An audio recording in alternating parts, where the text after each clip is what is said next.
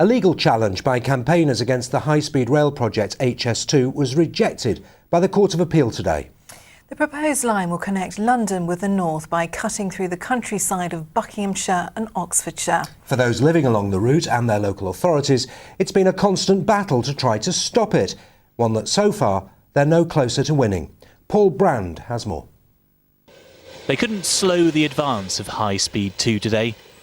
Campaigners tried again to argue that it will damage this countryside, and while the Court of Appeal had some sympathy with that, it still dismissed all 7 arguments brought before it. We knew that we were on thin ice, quite frankly, on some of them. But the really major grounds that we zeroed in on and have been fundamental to our case is the real failure to consider the environmental impact of this. And on that, the top judge in the country on planning and environment has found in our favour. But he was overruled by another 2 appeal judges, which is why campaigners lost here. Pleasing news for the government, who say HS2 would slash travel times. It is good for the country, as the example of High Speed 1 showed, because when that was first heralded, there was tremendous opposition from local authorities in Kent, members of Parliament, local communities. But now that when they see the benefits it's bringing to Kent, they have changed their mind.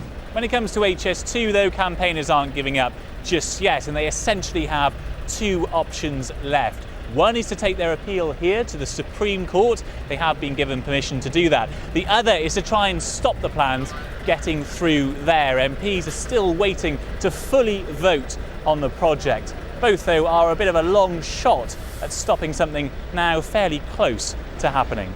Paul Brand, ITV News, Westminster.